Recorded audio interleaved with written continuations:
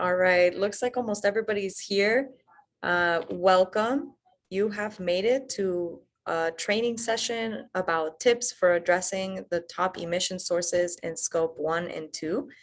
This is the intermediate track. So the understanding is that you have a general sense for, what is a greenhouse gas emission inventory, and you know what scopes 1 and 2 are. That's why you chose this workshop. Don't worry, we are going to talk a little bit about it just in case you're not the most familiar and want to learn more about it. So next slide, please. First, I just want to take a moment to thank our presenting sponsor, the Indianapolis Airport Authority. The Indianapolis Airport Authority is continuously focused on long-term stability and sustainability, and they strive to innovate and prepare for today, tomorrow, and the future. So thank you to them. First, we wanted to just share a few tips for how to get the most out of this presentation. We ask that you close the tab that you have open from the conference hall, the remote platform. If you still have it open, go ahead and close it. That will ensure that your internet speed is as fast as can be for this presentation. You can always use the same link to log back in at the end. If you have any questions, please submit them at any point in the Q&A box at the panel at the bottom of your screen. We will answer the questions only from the Q&A box, but if you have kind of general questions or technical questions about any issues you might be having with the platform, or maybe you want to chime in with some commentary about something that someone said that sparked your interest, feel free to add that in the chat box, not in the Q&A box. But now I will turn it over to our presenters. Take it away. Well, thanks so much, Christina, for the invitation to be here today. My name is Carrie Hamilton. I am a state representative on the north side of Indianapolis, and I'm also Vice President North America for Climate View. We are a climate action technology company, a 3-year-old Swedish tech startup that provides a climate planning tool for cities. And I'm going to share a little bit more about our company, but first I want to introduce my colleagues, Niklas and Karin. Niklas, would you start? Yes, love to. So my name is Niklas, and I am with Climate View now since last year in December, and I'm part of the success team at Climate View. So I help cities onboard and kind of help them to master our platform, which we call Climate OS. So there I'm mostly in charge of onboarding our cities in the German-speaking region as well as the US. I'm very happy to present here today. Pass it on to Karin. Hello, everybody. My name is Karin. I'm also with Climate View and have been so for a year now, a little over a year even. And at Climate View, I'm part of the data team, which means that me and my team, we provide Climate OS, the digital twin of cities with data to power that digital twin. And I also work with the modeling of different scenarios. So I will be part of the Q&A session today. Back to you, Carrie. Okay, thanks. Thank you both. So just a little more background about me really quickly. I want to share that, so my background is in the environmental field. I've worked in the environmental field for 25 years. And for the last 5 years, I've also served in the Indiana legislature. And I'm sure many of you know that we have a very part-time legislature. So most of us who serve in the legislature also have our day jobs. And this is the first time I've worked for a tech company. I wouldn't have guessed that I would be telling you that today, but I'm really excited to be with Climate View because I think our cities need the best tools they can have to take action, to build plans that are actionable for our communities. We know that cities are struggling with the planning process, getting bogged down in data collection and reporting. and not spending as much time as they would like on really making the case to take action on their plans. And so that's where Climate View comes in. And so today we're going to kind of in this session dig into the platform a little bit with Niklas, and then we'll have time for Q&A at the end. And then tomorrow during my keynote presentation, I will be talking both about my legislative work and how you all can engage in the State House. If you're Hoosiers right here in Indiana, if you're not from Indiana in your own states, how ideas for engagement on state policy that we know is so important. But then also I will talk in a little bit broader context about Climate View and our tools for cities, including a piece that we will be announcing in a few weeks that will be free to all communities. So that's a little bit of a teaser for my keynote tomorrow. And I think really, I guess the one thing I will highlight before Niklas jumps in is just, what we provide is support for being transparent with high quality data and being collaborative with stakeholders in your community and building a forward-looking living plan. These are all things that communities can't deliver easily with a spreadsheet.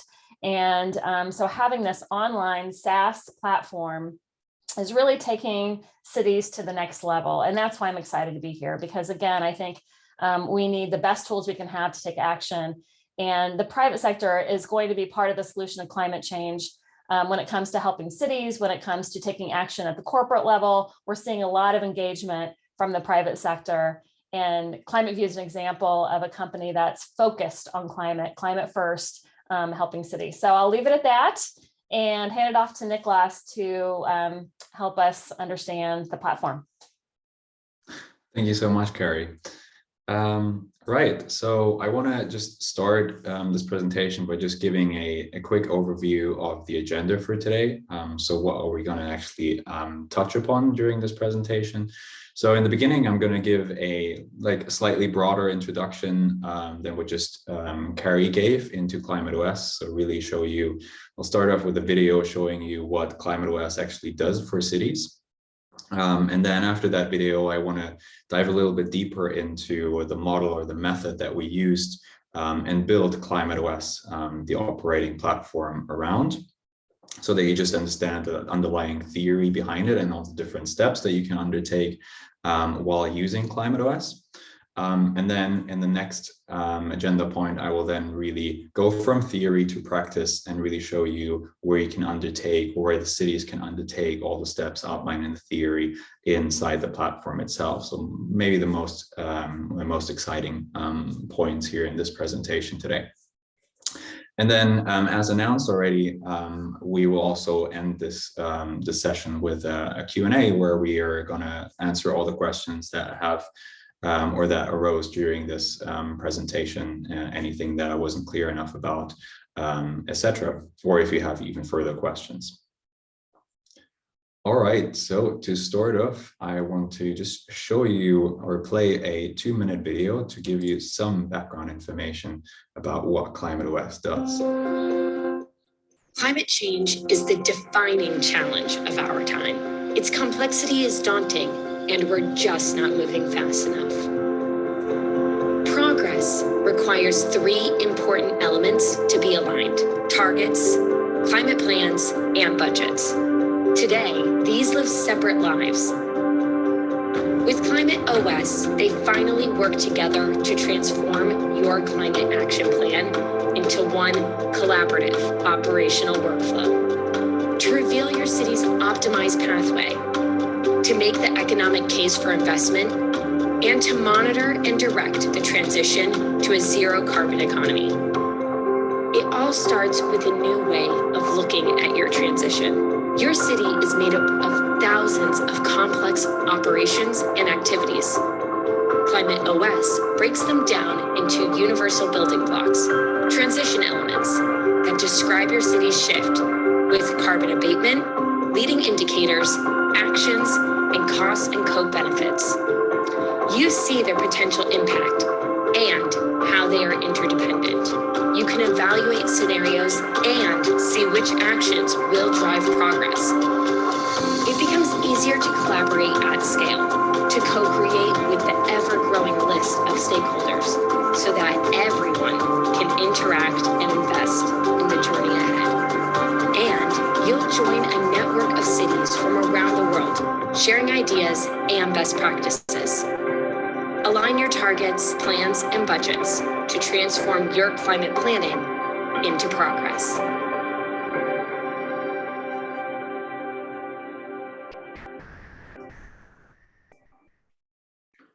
All right, that just as a very general introduction into what ClimateOS does for cities.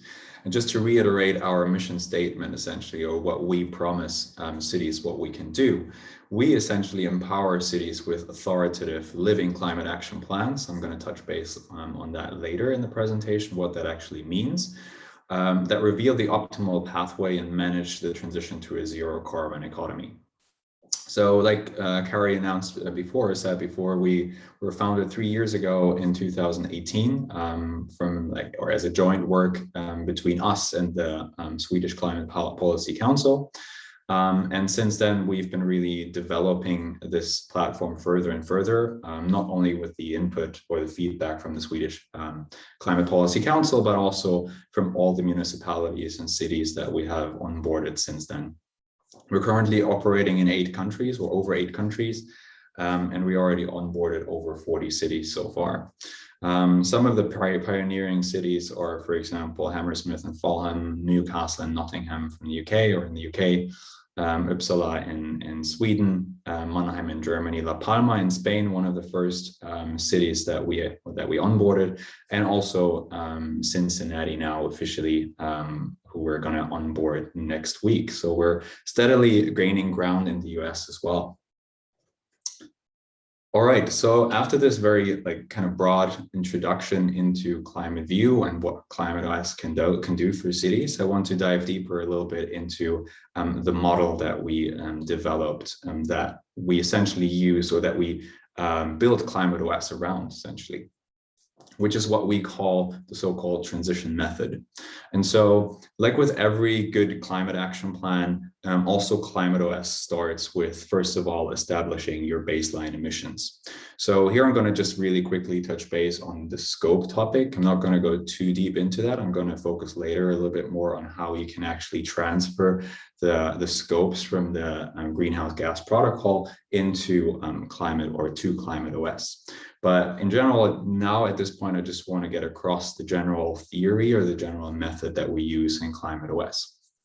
And so the first step really when the city starts working with ClimateOS is the first decision that the city is going to take is essentially which kind of emissions does the city want to take responsibility for.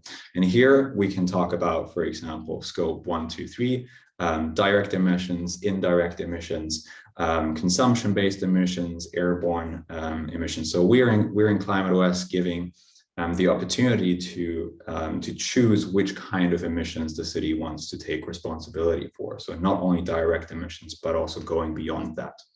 And so this is what I normally call as establishing or building the emissions profile of the city. Then the next step, once we have taken that decision, we then go on to really go to identify which kind of, or where my emissions are coming from. And those in ClimateOS we do on the basis of actually the activities that are taking place, the socioeconomic activities that are taking place in the city. This could be, for example, on a very comprehensible and understandable level. For example, the miles driven in a city or within the city boundaries for different purposes, or it could be the amount of square feet that need to be heated in different kinds of buildings, for example, commercial buildings or residential homes, industrial buildings, etc. And so we can describe those socioeconomic activities in terms of its operations, so really breaking it down on the miles driven, for example. We can describe the energy intensity, so the amount of energy that is needed in order to drive one of those miles, for example, that happen in a city. And when we multiply, then this goes a little bit into the direction of how we're actually calculating the emissions for a city. We can then use multiply the operations times the energy intensities which then essentially bring us or result in the total amount of the resource or the amount of energy that is used in order to drive all those miles. And this amount of, or this total amount of resource that is used, we can multiply by the corresponding emission factor, for example, for gasoline or diesel or electricity, which then results in the total emissions that are generated on the basis of those socioeconomic activities. So first step would then essentially be in ClimateOS, just to reiterate, to establish your emissions profile. Second step would be to build your activity profile. So you identify the activities that are carbon driving. And so the next is the question of how do we actually, or how are we actually shifting the way how those activities are being carried out currently, because currently the state is that they're being carried out with high carbon mechanisms, for example, gasoline cars or diesel cars. And so for that, in order to find that shift, we're using our so-called transition targets, which is kind of the core element in ClimateOS. And so the transition targets are essentially the means to model the shift of the socioeconomic activities that we have identified in the second step, being carried out at the moment with these high carbon mechanisms to lower carbon mechanisms, for example, the shift from gasoline cars to electric vehicles.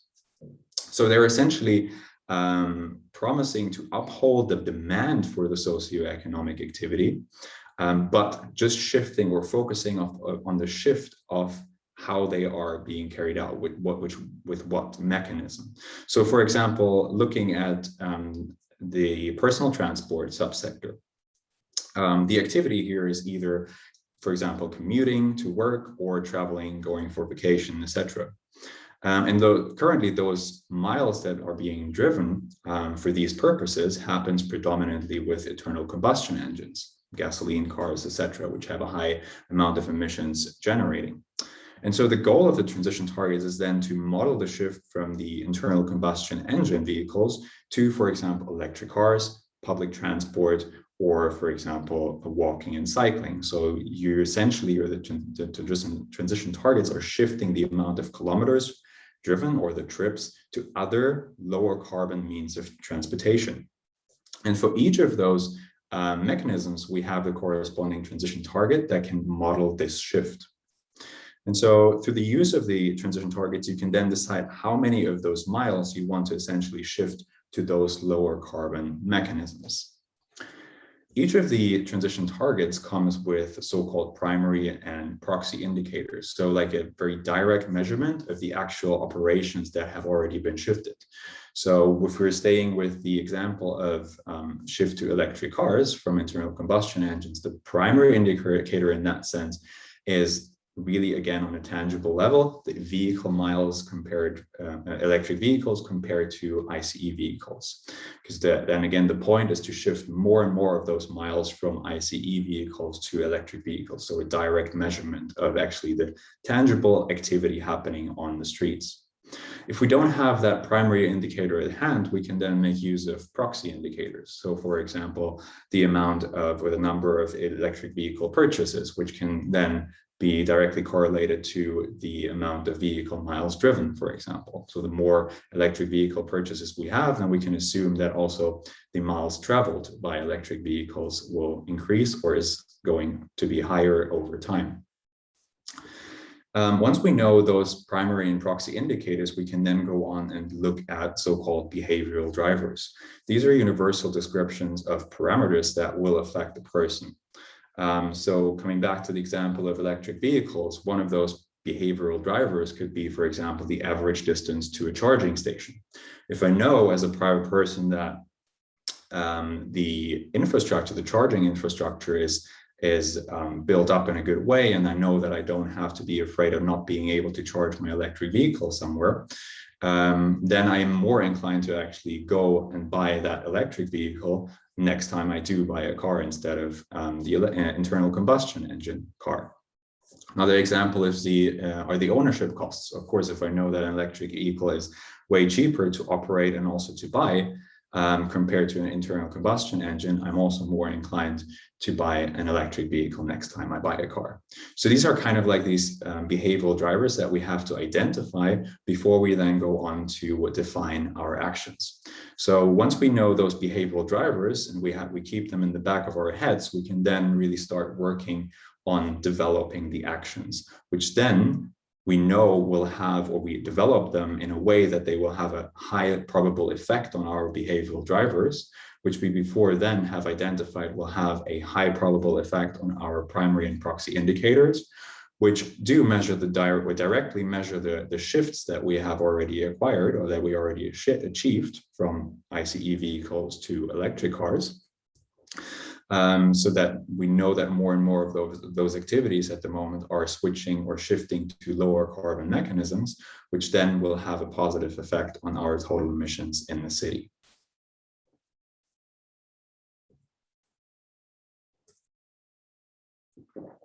So much about the theory or the transition method behind ClimateOS. Now I want to dive deeper a little bit into the core elements, which are the transition targets. I want to talk a little bit more about what they do and how we use them to calculate the emissions in a city, and also the emission abatement over time once we start modeling the emissions for a city for any future year.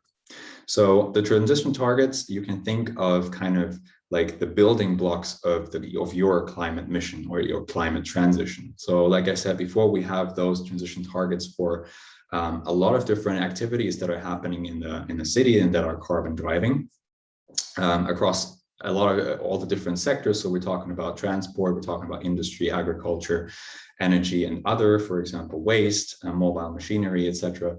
And so the city can go in and really pick and choose from these building blocks those transition targets that are relevant for the city.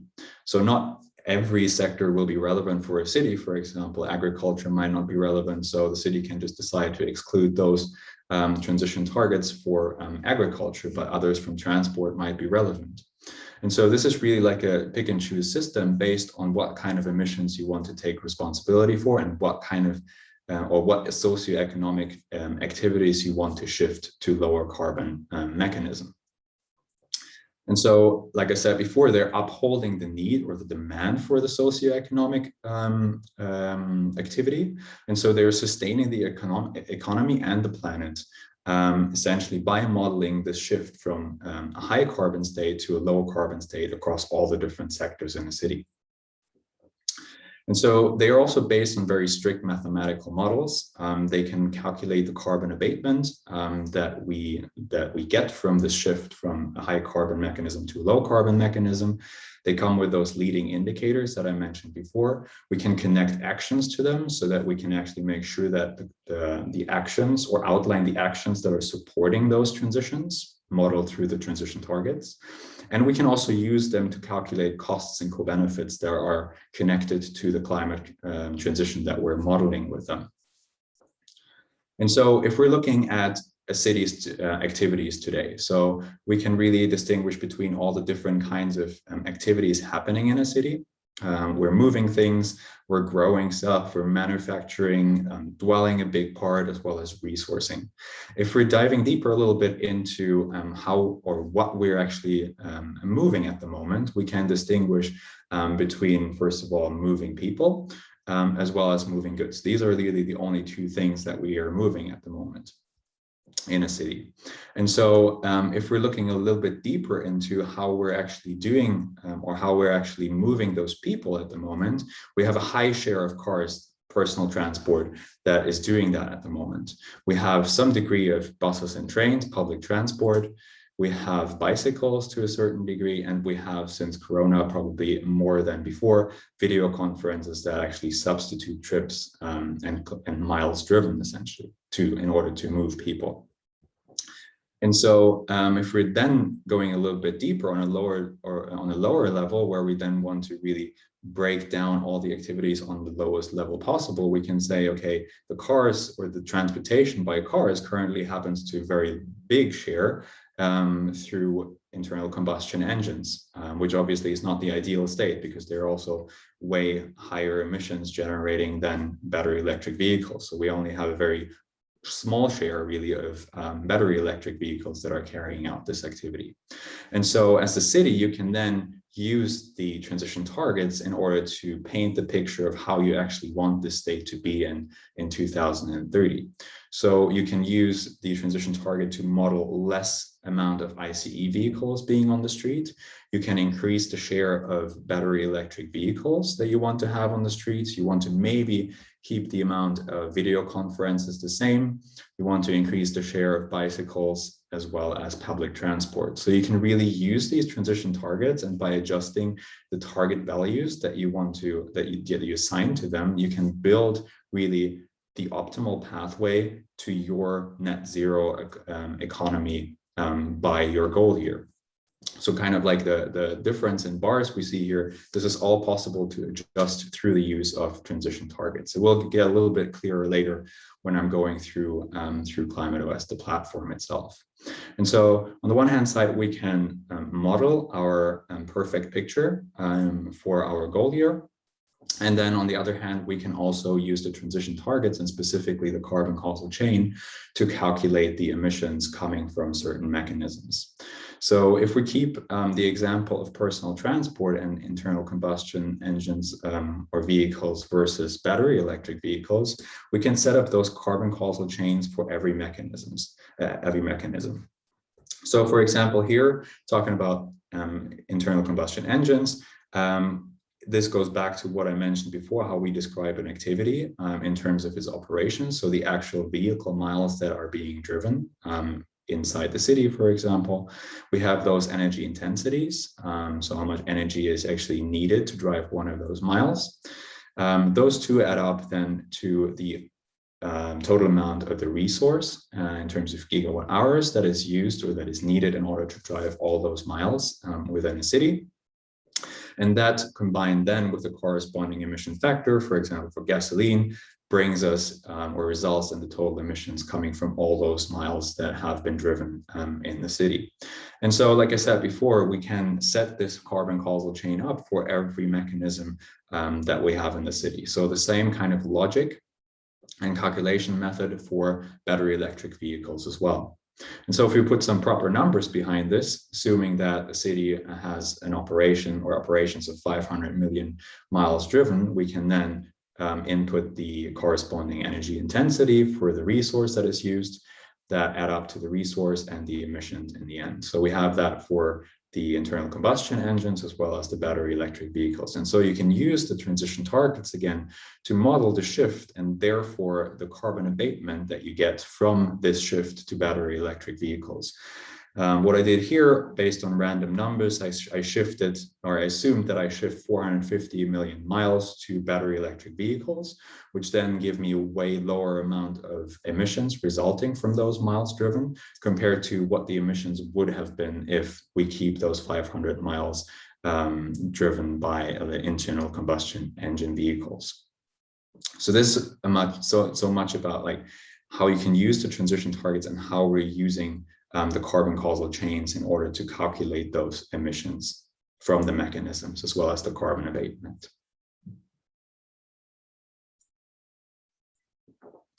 Next, I want to kind of close the loop to the scope topic, which I mentioned before as first step of the transition method, just to give you kind of an insight of how to transfer those, the topic of scopes into ClimateOS. So if the city says, I want to take responsibility for scope 1 emissions, I can then use the carbon causal chain in order to adjust my emissions based on the scope. So I could, for example, say, in terms of the operations, I only want to include those miles that are driven within the city boundary, which is essentially the scope 1 emissions based on the GPC. That's an example for the scope 1 emissions. Scope 2 emissions could be, for example, that I'm selecting the transition target for decarbonizing my local grid, which then makes sense if I already model the shift from ICE vehicles to battery electric vehicles, that I also want to kind of make sure that the local grid that I'm taking the electricity from to power my electric vehicles is decarbonized. So by doing that, I'm also committed to taking responsibility for scope 2 emissions. And then if the city wants to go beyond that and say, I want to also take responsibility for scope 3 emissions, then the city could adjust the amount of emissions for the amount of operations, so the vehicle miles driven, and include those miles that are driven by citizens inside the city that go outside the city, for example, for commuting to work in a different city or going for vacation, for example, in a different country, etc. So this is kind of like, with the help of the carbon causal chain, we're giving control back to the municipality or the city that is in charge of what kind of data and what and how broad data is that the city is inputting into those carbon causal chains.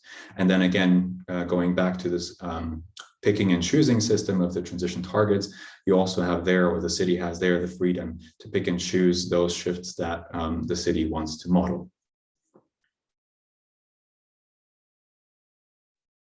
All right, so much for the theoretical input. Now I'm moving to the practical side of this presentation, or practical part of this presentation, by actually diving into the software, into the platform. And I want to start this journey, this demo, by looking at the city inventory, which is essentially the first step that I outlined in the transition method. So this is where you're accomplishing or completing step 1 and 2 of the transition method, because you're essentially inputting the data that you need for building up those carbon causal chains. So at the moment, what you see here is that we structured the city and the inventory according to the GPC reporting and accounting standards. So you have the high level sectors of stationary energy, transportation, waste, industrial process and product use, as well as agriculture, forestry, and other land use. Those that are already working with GPC are going to be very familiar with these sectors. We're also in the near future going to incorporate other different reporting standards, so that the city itself can choose between the different reporting standards and the different structures that the city is most familiar with working in. But now let's stick to the structure that we have here at the moment. And so in order to input the data that you want to input, you can dive deeper into all of those different sectors. We do that with the example of transportation. So sticking to the transportation example that I had throughout the theory, we have on the first sub-level also the categorization of the GPC. So we have on-road, railways, waterborne transport, aviation, off-road. So where those activities are actually carried out. And then if we click into on-road, we then can distinguish here again between moving people, personal transport, as well as moving goods and freight. So if we're looking at personal transport, here we have listed all the different mechanisms that at the moment carry out the activity of moving people for different purposes. So we have petrol/gasoline cars, we have diesel cars, we have natural gas cars, we have pure electric vehicles, electric buses, and active travel, i.e. Walking and cycling. And so if we're clicking, for example, into petrol cars/gas cars, we see exactly, or we identify again those bubbles of the carbon causal chain, which I showed in the presentation, but now they are fully adjustable. So you can click into one of those fields and adjust the numbers and tailor them to the city.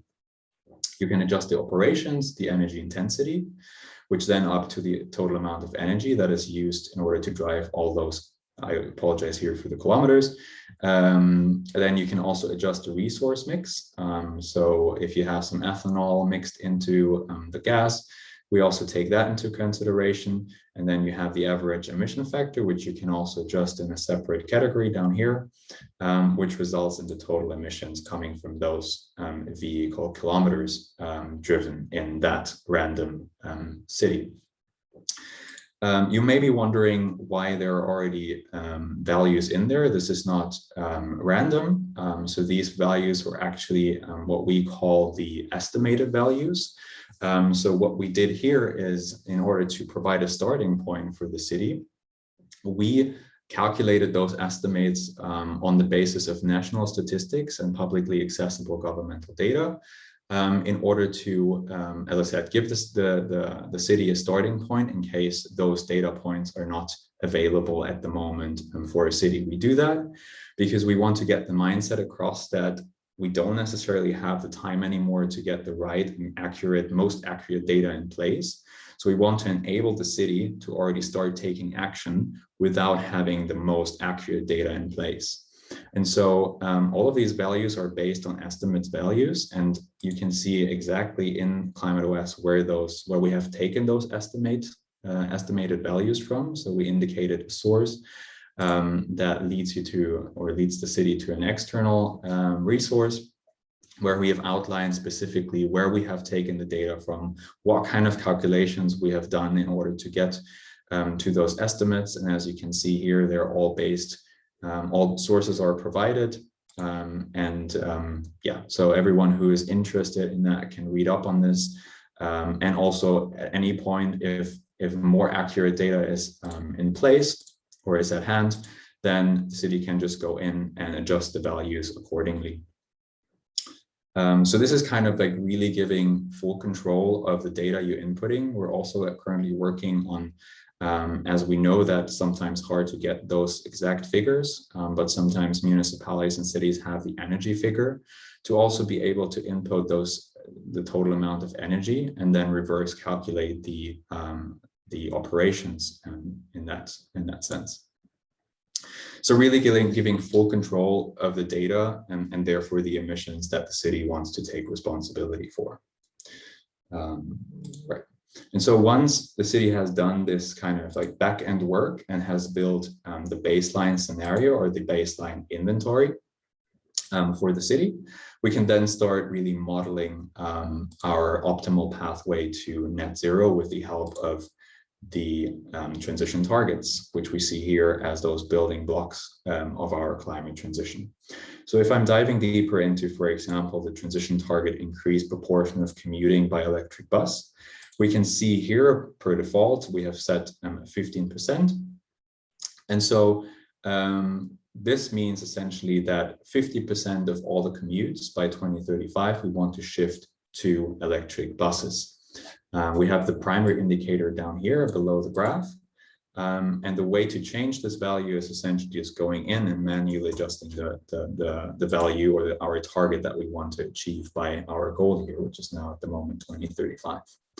We have the option of also visualizing it in a different way. So sometimes it's difficult to understand what is actually meant by percentages.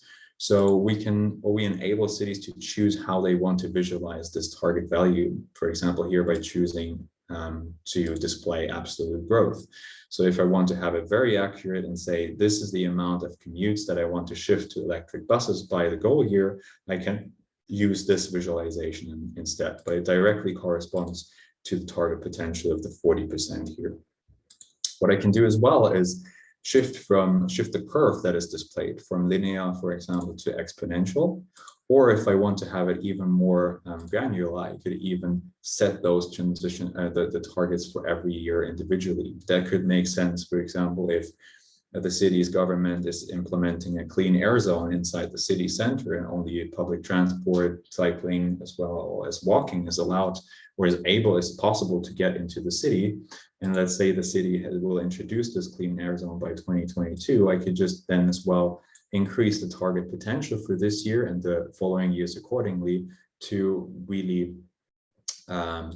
show this this policy change here.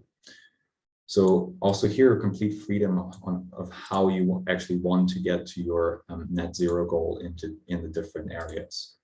What we see as well down here at the bottom is how much emissions are actually changed through the ambition that we have set, through the target value that we have set. What we see as well is, or what we can do here as well in the second graph, is kind of track our ambition. How well are we actually performing over time by inputting historical data? So I could do this here, for example, for this transition target, if I have the value at hand, and can really input historical data in order to see where I am across along my ambition line, how well I'm performing. And so what you see here at the same time as the emission safe that I set through my ambition, I will go into this gray bar that is still below our ambition line a little bit later. And so this allows you to really track your ambition that you have set up here. And so I can go into each of the transition targets that I have defined for my climate board that I have picked and chosen from the bigger table of all the transition targets, those that are relevant for me.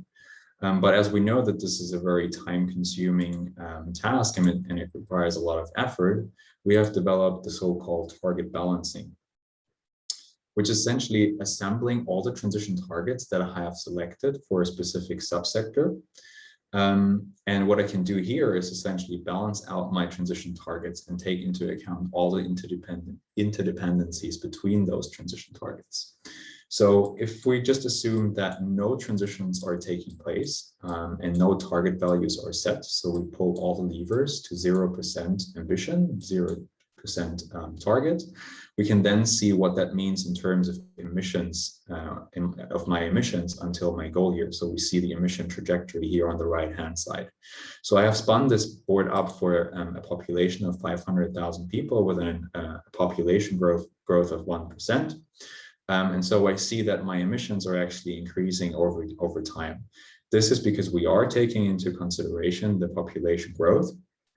Because obviously when the amount of people living in a city increases over time, the activities being carried out increase over time. And if they are still being carried out with bad carbon or high carbon mechanisms, this will increase my emissions at the same time. And so I can really go in and use the left-hand side of the screen to plan and build my optimal pathway to net zero. So I can build really a lot of different scenarios here. If I would just go in and say, okay, I want to shift all the trips being done to electric vehicles, very unrealistic scenario. But I see at the same time on the right-hand side what my resulting emissions will be from shifting all the trips to electric cars. What we see as well is this striped gray bar, which are our so-called transitioned emissions. So when the grid is not fully decarbonized, obviously the more electric cars that are on the road will consume more electricity. And so if the grid is not fully decarbonized, I get those transitioned emissions because of the more in electric cars. So this is in general a very unrealistic scenario. So we rather want to have a fair share of trips being shifted to electric cars from ICE vehicles, but we also want to make sure that the remaining trips that we still have to shift to other means of transport are also taken care of.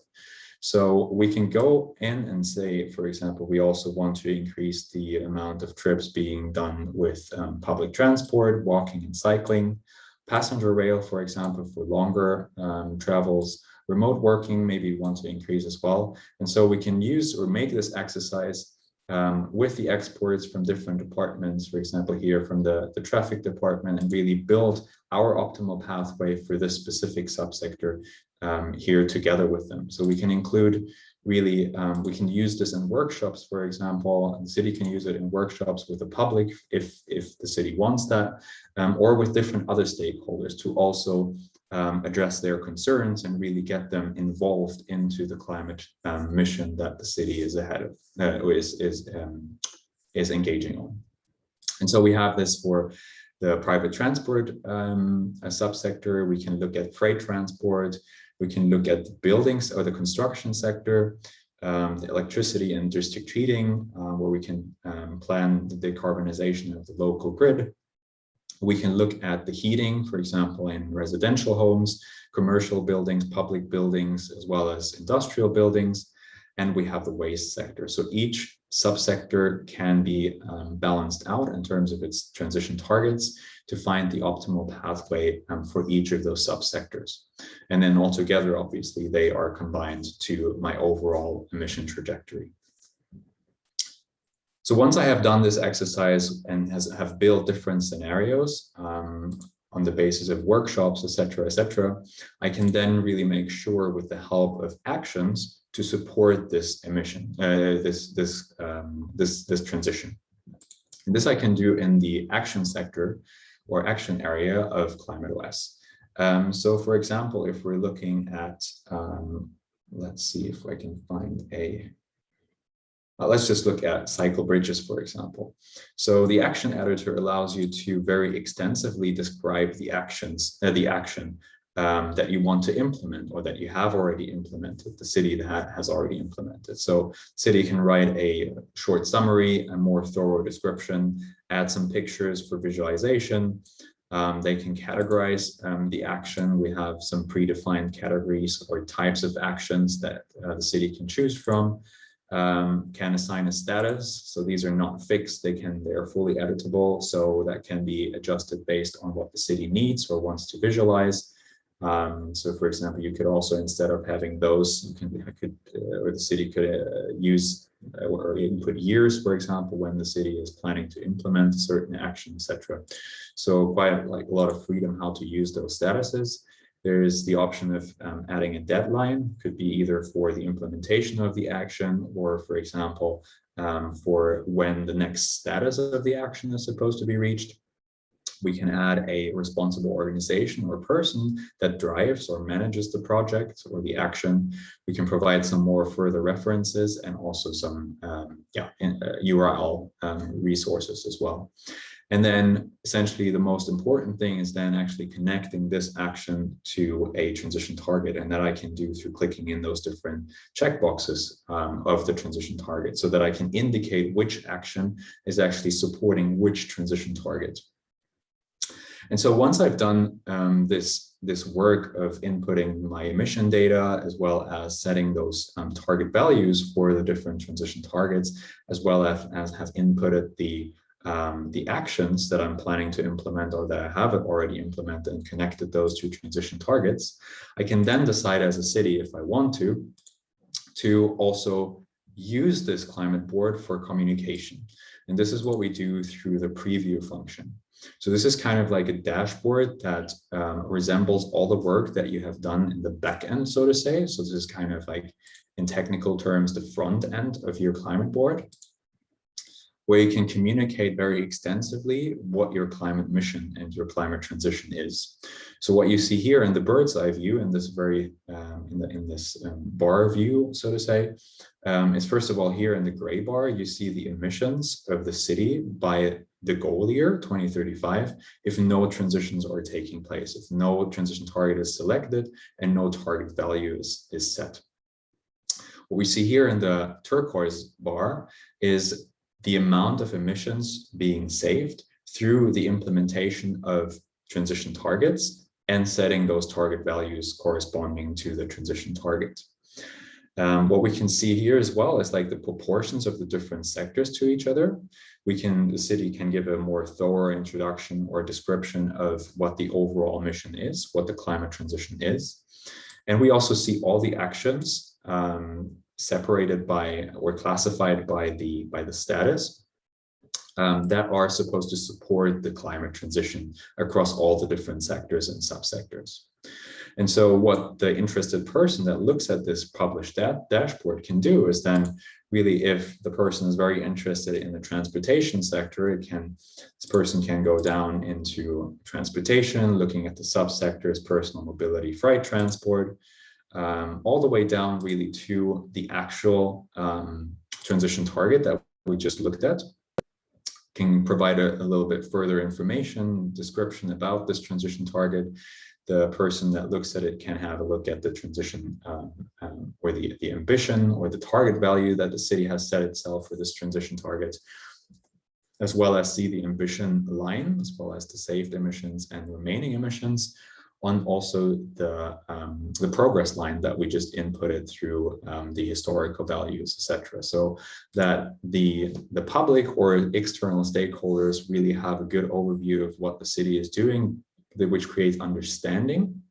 And especially if this exercise of setting those target values has been done with the public involved, for example, the public can really find itself here again, which then in the long term also creates acceptance and support for the climate transition that the city is embarking on. And then also there are different other functions where we can add a feedback button where the the public or this person that looks at this dashboard can really engage with the city and give feedback, ask questions, etc., etc. But that's all based on, first of all, the decision of the city to make all the work that it did in the dashboard public. All right, I think this concludes the presentation and the demo. And I think we're very happy to then start with the Q&A if there are any questions.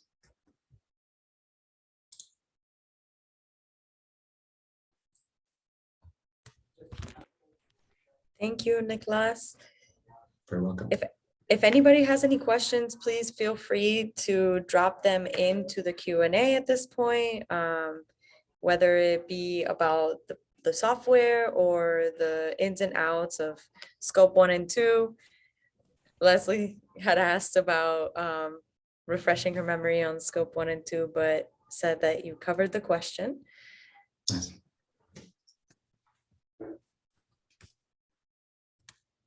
Right.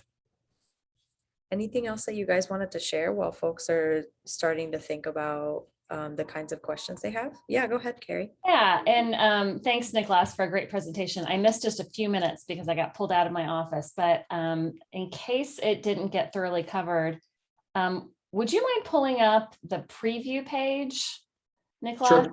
So that I can, I just want to highlight the ability of communities to really personalize and include on this page things like we've talked to some communities about if they have a piece of their communicating equity and how equity and environmental justice ties into their climate plan, maybe access to healthy local food or other things that may not be directly related to equity, but including, we had one community recently ask us about, their city council is talking about incentivizing more plant-based diet, for example.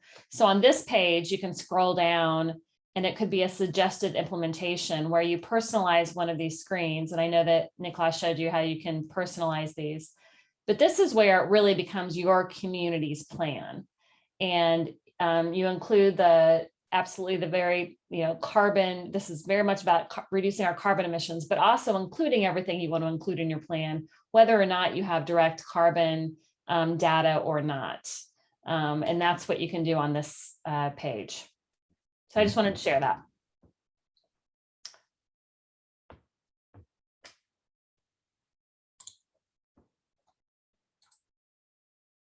All right, so we have a question from Earth Charter Indiana, an amazing nonprofit here in Indiana.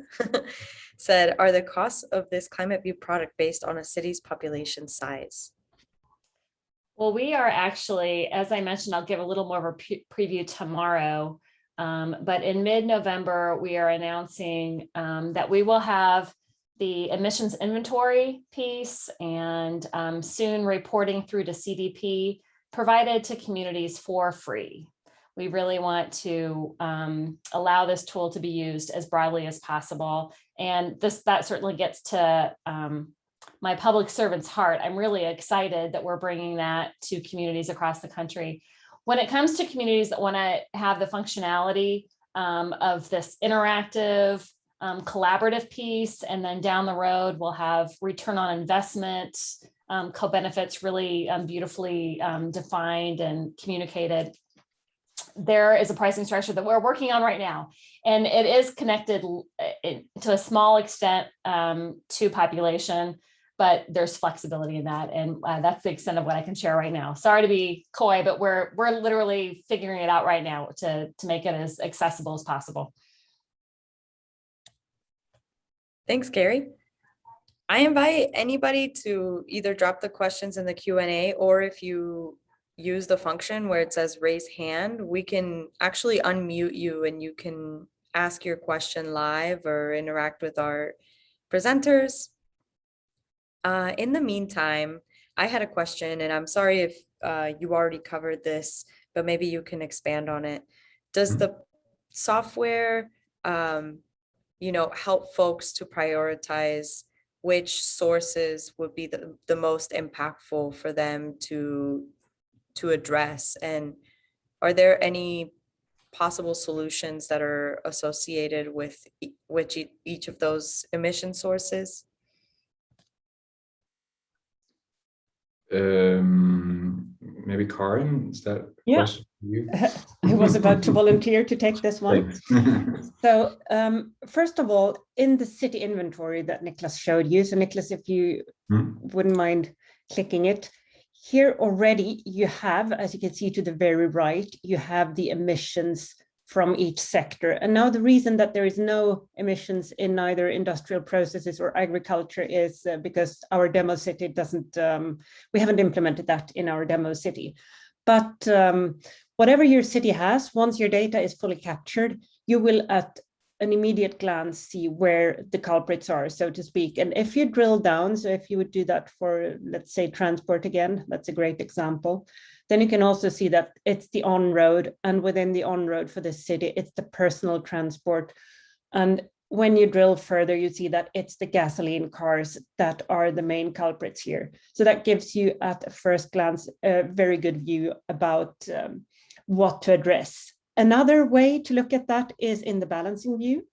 So Niklas, if you click on that one again.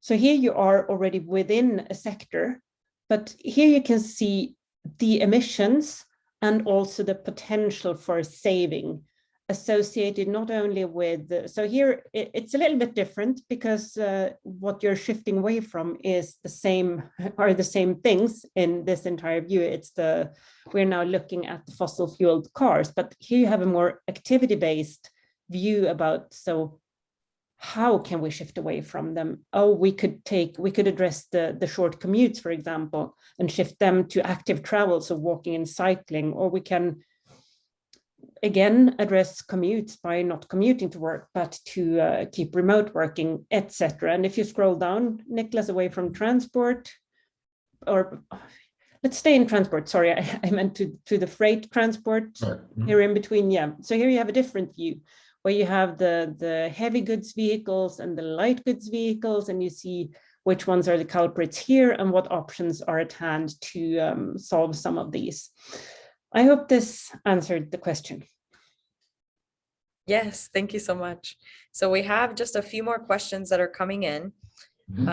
Someone asked, what are some programs, best practices that you find many cities or businesses undertake to address Scope 1 and Scope 2 emissions?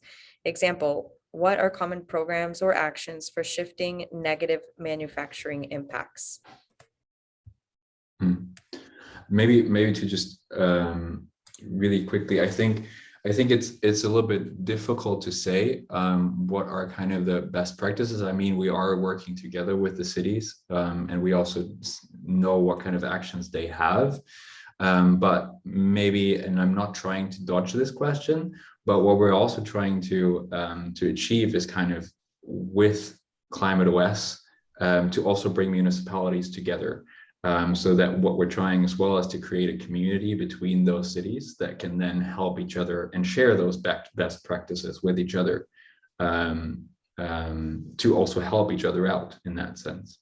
Carrie, you wanted to say something? Yeah, I'll just add to that. That was great. I'll just add that as a for example, thinking obviously we're a major manufacturing state, and Sweden in their climate platform. So we have many city clients, but our very first client was the country of Sweden. When you drill down into their industrial emissions, you can see how they have targets for example, making steel. Well, they just recently, so that's become very transparent to every resident and every decision maker within the steel companies and within the government. And so just within the last 2 weeks, I believe, Sweden announced their first batch of carbon-free manufactured steel. So that just gets to the transparency and the value of that when you're trying to set goals and challenge different sectors to take action. I think that's all I have. All right. Okay, so we have another question here from Ray Wilson. He asked, how are carbon emissions considered for EVs, electric vehicles, if the electricity is generated with coal 200 miles away from the city? Excellent question. Niklas, do you want to demonstrate how that shows right here on the screen? I can definitely. You can actually Sorry. see it right there with, well, anyway, yeah. Sorry. No, go ahead. Yeah. So what I wanted to show real quick is really how you can kind of edit, manipulate the emission factors then that you take into the calculation.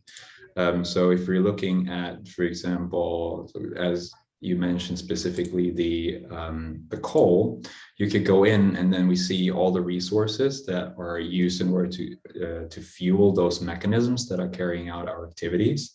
And so if I would want to take into consideration the coal that is used in order to power the grid, I could go in and also adjust the emission factor here for the coal that is used in order to get that electricity, for example. And that then, correct me if I'm wrong, Karin, but then is also taken into the calculation for that.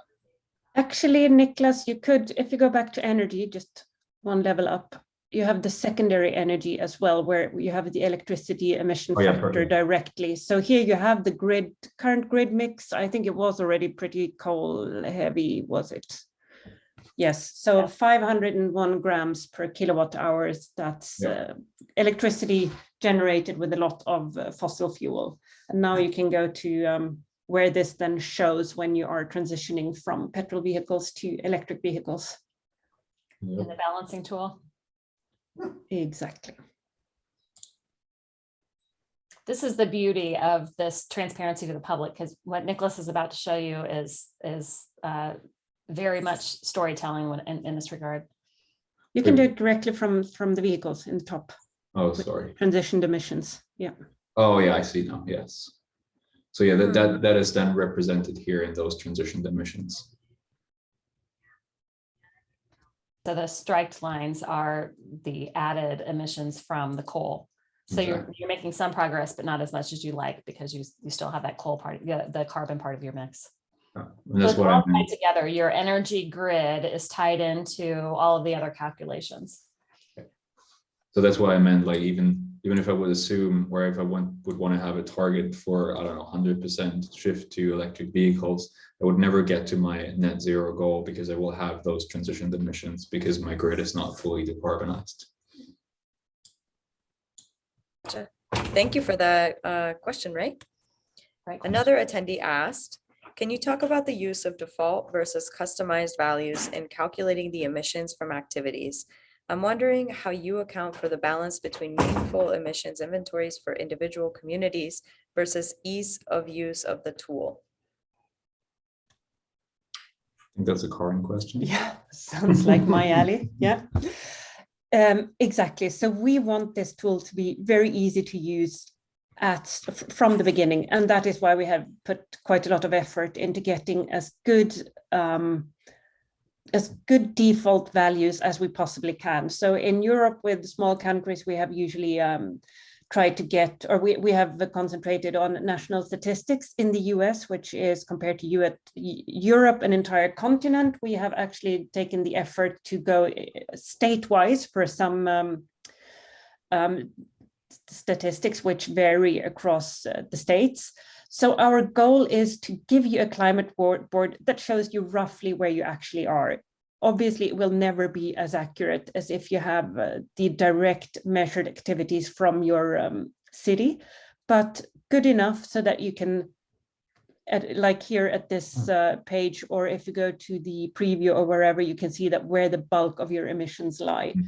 And then you can start planning and working directly from day one while you gather, and you can constantly improve this data. So if you day two already have some of your own data, which is better than our estimated data, then you can go straight in and replace it. And in real time, all the figures and calculations will change according to your inputted data. So that is the trade-off that we're trying to make. We want to give you something in your hands that is usable with decent quality data from day one. Then there are some binaries, for example, district heating. Either you have it or you don't have it. So the national average or state average will never be accurate. But there are there's other data, for example, driving, which can be decent, although there is a variance, obviously, between larger cities and more rural areas. I hope this answered your question. And I think just to add to this, and I never touched base on it in the presentation, although I promised I would, regarding this iterative living climate action plan. This is just what Karin mentioned, that whenever circumstances change or you have better data in place or at hand, you can just go in and iteratively change the data that you use in order to calculate your baseline emissions. In the future, we'll also be able to input historical data. So if you have more accurate calculations in the future for historic emissions, you'll be able to input that as well. Just really again, going back to this freedom and control over the data that you have, that you can input in Climate OS. And as we build out cities in the US, starting with Cincinnati, for example, that will strengthen our baseline data for every city with a similar profile, similar size, similar latitude, et cetera. Similar density. Carrie, it's great that you mentioned Cincinnati, because our next question actually references it. So because Cincinnati is so nearby Indiana and thus a city with whom we all could easily network, can you share any information or anecdotes regarding their use of this software? Well, they are an official client, but we're just about next week to onboard them. So we don't have any anecdotes yet. We're just really excited to work with them. We will soon. It'd be great if next year or in sometime in the future you could let us know how that goes, so we can learn from Cincinnati. Mm-hmm. All right. So Ray has asked, how could this software help to encourage rooftop solar? How would a city use this to give tax incentives to install solar? Well, first of all, let me check here. I think this is Ray Wilson, who I've known since I was about 9 years old. Hi, Ray. I love that question. So I think that gets back to, at the most basic level, the balancing tool that Niklas was showing earlier, where you can demonstrate that you can do so much you can only do so much to reduce your carbon emissions with the grid mix that's not green, right? So it just is a very powerful visual. And then in the first quarter of next year, when we have the return on investment piece, that includes some really powerful data around cost benefit, including public health benefits and costs of, for example, a dirty grid mix, it'll be even more powerful in its storytelling ability, communicating to policymakers. Maybe like just a suggestion, I have it open if I should give like a sneak peek into that, because we're developing it at the moment. So if there, I mean, I don't know if they're urgent questions, but I see we only have 3 at the moment. So maybe I just really quickly go for it. Yeah, demo that. So what we can see here is like it's in a dev environment. So this is still like a little bit wonky, and it doesn't necessarily show the actual state that it's going to be in when it's released, but it's good for showcasing. So what you see here is the target balancing feature that we've just seen in the proper demo bod. We see some target values are set here. So we're already modeling some sort of emissions, decreased emissions until our goal year 2035. And so we have developed this RI feature here at the moment specifically for the transition target electric shift to electric cars. And more will follow in the future, but just for demonstration purposes, what I can see here on the right hand side is really the ROI, cost and co-benefit analysis of my climate transition that I have modeled here.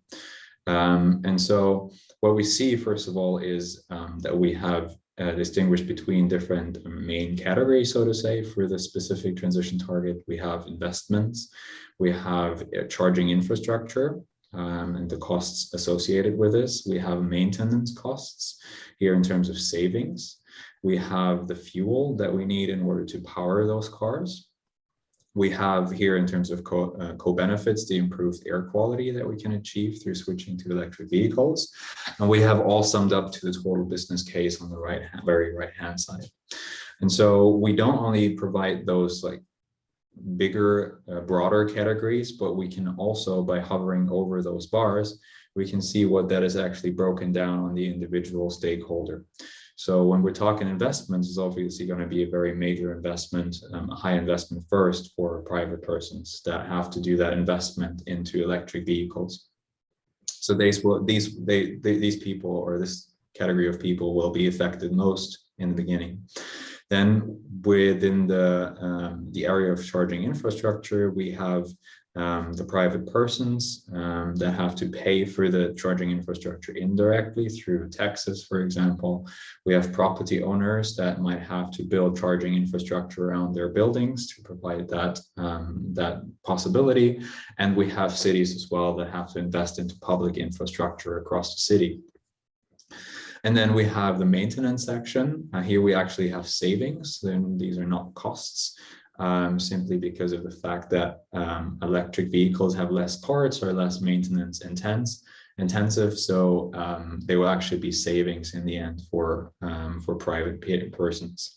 Then when we're looking at fuel consumption, we have the most savings actually for those that are operating those cars. So the private persons, they will save a lot on this. And then we also have the improved air quality in terms of savings for private persons. They might don't have to pay so much money for private treatments, whatever. And healthcare providers also saving a lot because they don't have to pay for expensive surgeries whatsoever, and can also potentially give back those savings to the people. And these all summed up again to the total business case, broken down on the individual person that is affected by it. And so what this allows us is essentially to say, or to forecast different effects on different groups of people. So when the city uses this feature and really sees, okay, this shift essentially affects mostly the private persons, which are, if we're honest, are essentially the one variable that we really need to get on board, because our kind of like climate mission hangs on those private persons. So we really have to get them on board to support our climate mission. And so when the city already sees this, then it can essentially preemptively implement actions to lower this effect, or to lessen this effect. So for example, by implementing incentive programs, or giving financial support to these people so that they won't be affected so much by it in the long run. That is really interesting. Thank you for previewing that for us. Sure. A sneak peek for our attendees today. All right. Leslie asked, our city is currently developing its climate action plan. Is this software intended to help develop a plan, or help implement it after it's already developed, or both? Very good question, and it's both. So we actually have cities that are using ClimateOS to create climate action plans. So as you have essentially and this will also be implemented in future changes that we have all the different features that are needed across all the different stages of a climate action creation process, so to say. So we have the city inventory that we can set up, which is kind of always the basis of a climate action plan, because you want to know where you start from. And then we have the scenario building through the target balancing, where you can really balance out those transition targets against each other and find the optimal pathway to net zero by your goal year. So you can really adjust all the goal year, or the goal year as well as the start year. So you can decide when you want to have your baseline inventory and from what year that is. And you can also set your goal year individually. So we have that, the scenario creation, and then again, going into actions, how you actually want to achieve that shift, and how you want to make that emissions trajectory possible, and the climate transition possible with the help of actions. We're also currently developing further this area of actions, so that we're also including those behavioral drivers that I mentioned in the transition method in Climate OS.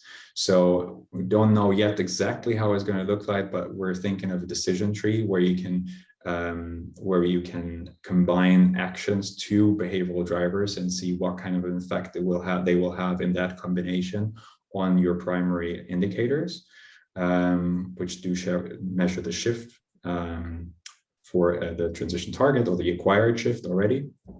And so you have these actions in place, which is a section that will grow over time quite a lot. And you have this communicative piece, because like nowadays those climate action plans are printed documents that get lost somewhere in a drawer. But here, by having this digital, so you actually have at the end, when you walk through all those stages that I just touched upon, you will have your digital iterative climate action plan right on the screen. And we're also, maybe to add to this, we obviously don't let the cities do that all by themselves. So just maybe also at this point, again, a sneak peek into what cities are actually going through with us when they onboard. So we provide workshops on different parts of the tool. So we have data workshops, for example, where Karin, for example, or other people from the data team are looking at specifically the data that the city has in place already, and then helps inputting this data into Climate OS to really, if the city already has a city inventory in place, so that we make sure that this inventory also gets transferred one-to-one into Climate OS, so that we can really work with that baseline that is already in place. And then we're having a workshop on target balancing. So we're really trying to guide the cities how to work with this target balancing feature, what kind of thoughts they should have, or what kind of thinking they should have when they go into this balancing, and also at this point already try to include different experts from different departments into this workshop, so that we can already pick and choose one of the subsectors that we want to balance together with the experts from the departments, so that we're already including them at this very early stage in the creation process of the climate action plan, because that's where we really have to start working with our experts who know the trends and who know the area best, so to say. And so this is kind of also a way to combine the different, or like to collaborate between different departments and really pull them into the work, which then also creates the support across departments and makes collaboration just way more efficient. And then we have, lastly, a workshop on actions. So how do you actually define those smart actions that you want to have in order to affect the behavioral drivers that you need to affect to initiate change and to initiate a behavioral change among different stakeholders. So that's really something that we want to do and need to do with cities to really guide them and help them in the process. All right, so Emily from Caramita asked, can Climate OS actions and transitions targets be adjusted for corporate climate action planning? That's also a very good question. So they probably could, but to be honest, we at the moment focus only on cities, so not on corporations or organizations. Karin, you unmuted yourself instantly. Yes, I did, because I wanted to highlight the example of what one of our early clients, the city of Umeå in the north of Sweden, have done. So the city of Umeå early became a client of ours, and they have a climate board for their city. Then they received so much attention from local businesses that they now have a second climate board, which is owned, so to speak, and maintained and adjusted by a collection of businesses there. So they are making their climate action plan and how they can contribute. And outside of this question, but actually they even created a third climate board, which they gave to Fridays for Future, who are making their climate action plan, how they would do it if they were to govern the city of Umeå.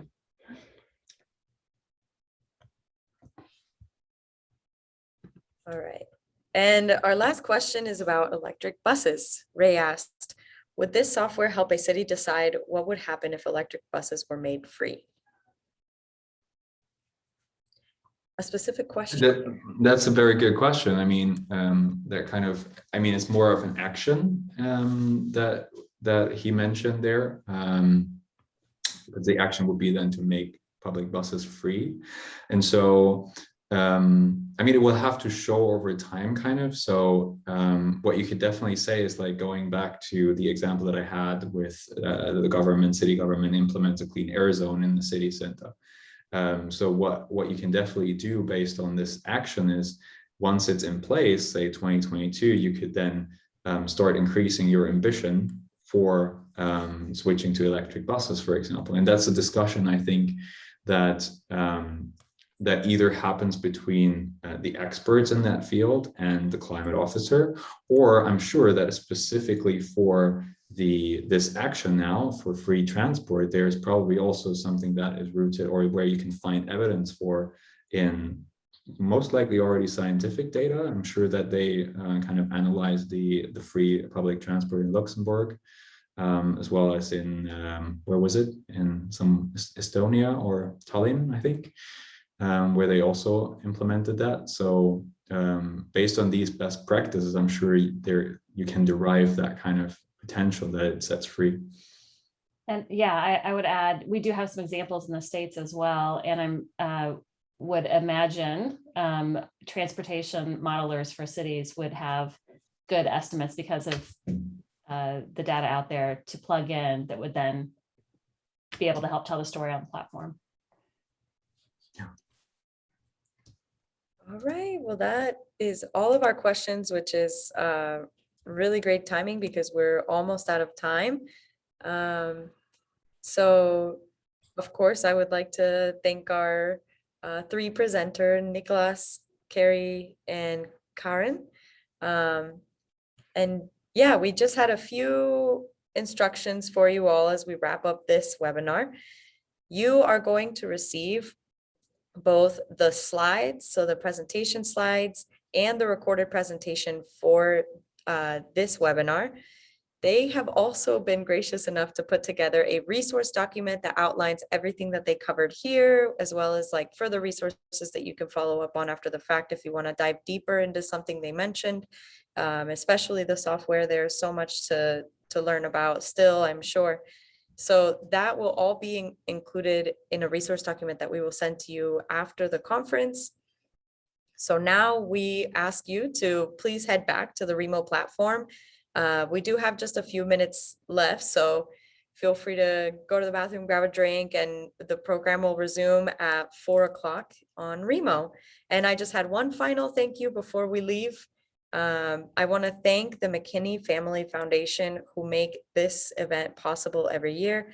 The McKinney family believes environmental sustainability is the key to the future of Indiana, and that is why they are committed to building an environmentally sustainable future for every Hoosier. Through strategic partnerships, the McKinney Family Foundation advocates for environmental justice, seeks to conserve natural resources, and empower Indiana communities to live in a healthier, most prosperous, and more sustainable manner.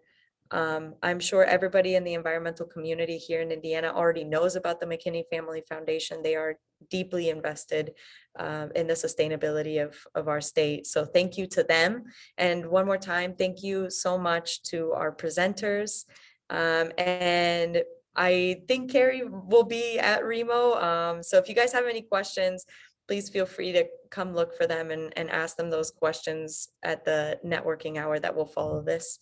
But for now, thank you so much. Thank you. Thank you. Thank you very much.